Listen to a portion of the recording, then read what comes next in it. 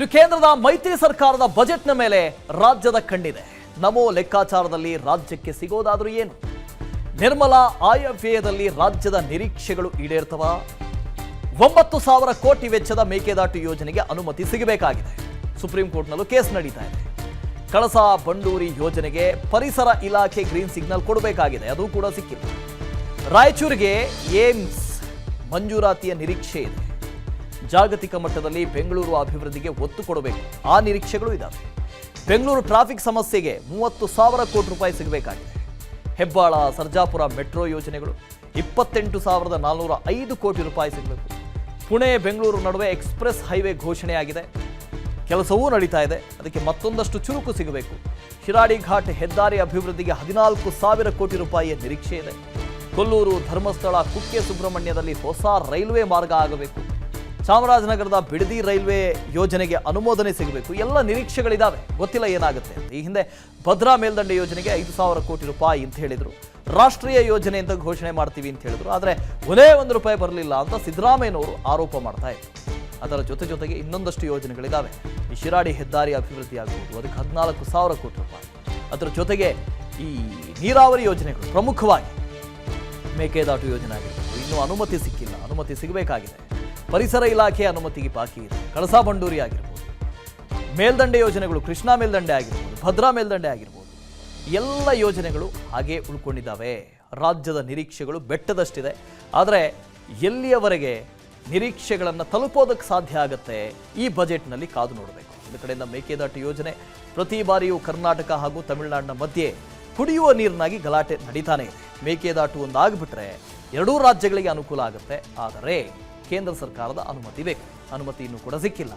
ಈ ಬಜೆಟ್ನಲ್ಲಿ ಏನಾದರೂ ರಾಷ್ಟ್ರೀಯ ಯೋಜನೆ ಅಂತ ಘೋಷಣೆ ಮಾಡಿ ನೀರಾವರಿ ಯೋಜನೆಗಳನ್ನು ತ್ವರಿತಗತಿಯಲ್ಲಿ ಮಾಡುವಂಥ ರೀತಿಯಲ್ಲಿ, ಅಥವಾ ರಾಜ್ಯಗಳ ಮಧ್ಯೆ ಅಂತಾರಾಜ್ಯ ನದಿ ನೀರಿನ ಹಂಚಿಕೆಯ ವಿವಾದ ಇದೆಯಲ್ಲ, ಇದನ್ನು ಬಗೆಹರಿಸೋದಕ್ಕೆ ಶಾಶ್ವತ ಪರಿಹಾರ ಏನಾದರೂ ಸಿಗಬಹುದಾ? ಇದರ ಜೊತೆಗೆ ಬೆಂಗಳೂರಿಗೆ ಗ್ಲೋಬಲ್ ಸಿಟಿ ಬೆಂಗಳೂರಿನ ಅಭಿವೃದ್ಧಿಗೆ ಏನಾದರೂ ಸಿಗಬಹುದಾ? ಸಾಕಷ್ಟು ನಿರೀಕ್ಷೆಗಳಿದ್ದಾವೆ. ಮಾರುತಿ ಇದರ ಬಗ್ಗೆ ಡೀಟೇಲ್ಸ್ ಅನ್ನು ಕೊಡ್ತಾ ಹೋಗ್ತಾರೆ. ಡೆಸ್ಕ್ನಿಂದ ನೇರ ಸಂಪರ್ಕದಲ್ಲಿದ್ದಾರೆ. Good morning Maruti. ರಾಜ್ಯಕ್ಕೂ ಕೂಡ ಬಹಳಷ್ಟು ನಿರೀಕ್ಷೆ ಇದೆ, ಅದರಲ್ಲೂ ಪ್ರಮುಖವಾಗಿ ಕೇಂದ್ರದಲ್ಲಿ ಕುಮಾರಸ್ವಾಮಿ ಅವರು ಸಚಿವರಾಗಿದ್ದಾರೆ, ಸಮ್ಮಿಶ್ರ ಸರ್ಕಾರ ಇದೆ. ಹೀಗಿರುವಾಗ ರಾಜ್ಯದ ನಿರೀಕ್ಷೆ ಬೆಟ್ಟದಷ್ಟಿದೆ. ಸೊ ನಿರೀಕ್ಷೆಗಳು ಏನೆಲ್ಲ ನಿರೀಕ್ಷೆಗಳನ್ನು ತಲುಪುವಂಥ ಸಾಧ್ಯತೆ ಇದೆ? ಕೇಂದ್ರ ಸರ್ಕಾರ ಏನು ಕೊಡಬಹುದು ಅಂತ? Vasudev, very good morning. ಮೊದಲನೇದಾಗಿ 3ನೇ ಬಾರಿಗೆ ಪ್ರಧಾನಿ ನರೇಂದ್ರ ಮೋದಿ ಅವರ ನೇತೃತ್ವದಲ್ಲಿ ರಚನೆ ಆಗಿರುವಂತಹ NDA ಸರ್ಕಾರದಿಂದ ರಾಜ್ಯ ಸರ್ಕಾರ ಆಗಿರ್ಬೋದು, ಅದೇ ರೀತಿ ಕರ್ನಾಟಕದ 7 ಕೋಟಿ ಕನ್ನಡಿಗರು ಕೂಡ ಕೇಂದ್ರ ಸರ್ಕಾರದ ಬಜೆಟಲ್ಲಿ ಭಾಳಷ್ಟು ನಿರೀಕ್ಷೆಗಳನ್ನು ಇಟ್ಕೊಂಡಿದ್ದಾರೆ. ಅದರಲ್ಲೂ ಪ್ರಮುಖವಾಗಿ ಈ ಬಾರಿ ಒಂದು ಕಡೆ ರಾಜ್ಯದಿಂದ ಆಯ್ಕೆಯಾಗಿ ಹೋಗಿರುವಂತಹ ನಿರ್ಮಲಾ ಸೀತಾರಾಮನ್ ಅವರು ಮತ್ತೊಮ್ಮೆ ಬಜೆಟನ್ನು ಮಂಡನೆ ಮಾಡ್ತಾ ಇರುವಂಥದ್ದು. ಅದರ ಜೊತೆಗೆ ರೈಲ್ವೆ ಇಲಾಖೆಯು ಕೂಡ ಕರ್ನಾಟಕದಿಂದ ಗೆದ್ದು ಹೋಗಿರುವಂತಹ ಸೋಮಣ್ಣ ಅವರ ಕೈಯಲ್ಲಿರುವಂಥದ್ದು. ಅದಕ್ಕೂ ಮುಖ್ಯವಾಗಿ ಬಹುದೊಡ್ಡದಾದಂಥ ಒಂದು ಇಲಾಖೆ, ಬಹುದೊಡ್ಡದಾದಂಥ ಇಲಾಖೆಯನ್ನು ನಿಭಾಯಿಸ್ತಾ ಇರುವಂತಹ ಮಾಜಿ ಮುಖ್ಯಮಂತ್ರಿ ಹಾಗೂ ಹಾಲಿ ಕೇಂದ್ರ ಸಚಿವರಾದಂತಹ ಕುಮಾರಸ್ವಾಮಿ ಅವರು ಕೂಡ ಪ್ರಧಾನಿ ನರೇಂದ್ರ ಮೋದಿ ಅವರ ಕ್ಯಾಬಿನೆಟ್ಟಲ್ಲಿ ಇರೋದ್ರಿಂದ ಬೃಹತ್ ಕೈಗಾರಿಕೆಗೆ ಹೆಚ್ಚು ಅನುದಾನವನ್ನು ಸಿಗಬಹುದು ಅನ್ನುವಂಥ ಒಂದು ನಿರೀಕ್ಷೆ ರಾಜ್ಯದ ಜನರು ಇಟ್ಕೊಂಡಿರುವಂಥದ್ದು. ರಾಜ್ಯಾದ್ಯಂತ ಹಲವು ಜಿಲ್ಲೆಗಳಲ್ಲಿ ಬಹಳಷ್ಟು ಶಿಥಿಲ ವ್ಯವಸ್ಥೆಯಲ್ಲಿರುವಂತಹ ಹಾಗೂ ನಿಂತು ಹೋಗಿರುವಂತಹ ಕಾರ್ಖಾನೆಗಳಿಗೆ ಮತ್ತೊಮ್ಮೆ ಚಾಲನೆ ಕೊಡುವಂಥ ಒಂದು ಕೆಲಸ ಮಾಜಿ ಮುಖ್ಯಮಂತ್ರಿ ಕುಮಾರಸ್ವಾಮಿ ಅವರು ಮಾಡ್ತಾರಾ ಅನ್ನುವಂಥದ್ದು, ಉಕ್ಕಿನ ಇಲಾಖೆಯನ್ನು ನಿಭಾಯಿಸ್ತಾ ಇರೋದ್ರಿಂದ ಆ ಒಂದು ನಿರೀಕ್ಷೆ ಭಾಳಷ್ಟು ಹೆಚ್ಚಾಗಿ ಇದೆ. ಅದೇ ರೀತಿ ರೈಲ್ವೆ ಇಲಾಖೆ ರಾಜ್ಯ ಸಚಿವರಾಗಿ ಕೆಲಸ ಮಾಡ್ತಾ ಇರುವಂತಹ ಸೋಮಣ್ಣ ಅವರು ಕೂಡ, ಅವರ ಮೇಲೂ ಕೂಡ ಬೆಟ್ಟದಷ್ಟು ನಿರೀಕ್ಷೆಗಳು ಇರುವಂಥದ್ದು.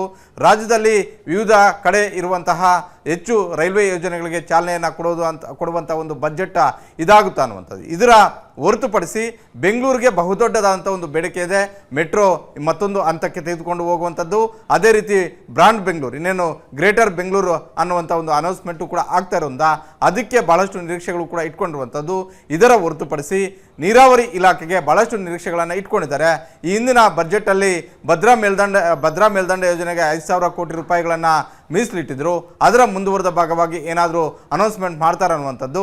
ಜೊತೆಗೆ ಎತ್ತಿನ ಹೊಳೆ ಪ್ರಾಜೆಕ್ಟ್ಗಳಾಗಿರ್ಬೋದು, ಅದೇ ರೀತಿ ತಾವು ಹೇಳಿದಂತೆ ಮೇಕೆದಾಟು ಯೋಜನೆ ಬಹಳಷ್ಟು ವಿವಾದಗಳನ್ನು ಸೃಷ್ಟಿ ಮಾಡಿರುವಂಥದ್ದು. ಒಂದು ಕಡೆ ರಾಜ್ಯ ಸರ್ಕಾರ ಈ ಯೋಜನೆಯನ್ನು ಮಾಡಲೇಬೇಕು ಅನ್ನುವಂಥದ್ದು, ಮತ್ತೊಂದು ಕಡೆ ಕೇಂದ್ರ ಸರ್ಕಾರದವರಿಗೂ ಕೂಡ ತಮಿಳುನಾಡವರು ಹೋಗಿ ಆ ಯೋಜನೆ ಮಾಡೋದಕ್ಕೆ ಅವಕಾಶವನ್ನು ಕೊಡಬಾರ್ದು ಅನ್ನುವಂಥದ್ದು.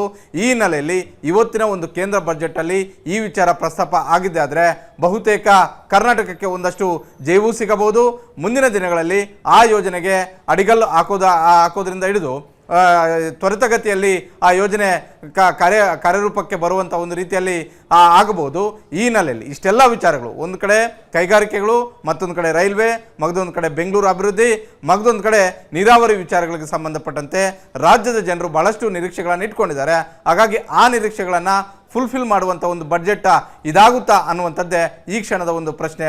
ವಾಸುದೇವ್, ಅನುಕ್ಷಣದ ಸುದ್ದಿಗಳಿಗಾಗಿ ವಿಸ್ತಾರ ನ್ಯೂಸ್ ಯೂಟ್ಯೂಬ್ ಚಾನೆಲ್ ಸಬ್ಸ್ಕ್ರೈಬ್ ಮಾಡಿ. ಹೊಸ ಸುದ್ದಿಗಳ ನೋಟಿಫಿಕೇಶನ್ಗಾಗಿ ಬೆಲ್ ಐಕಾನ್ ಕ್ಲಿಕ್ ಮಾಡಿ.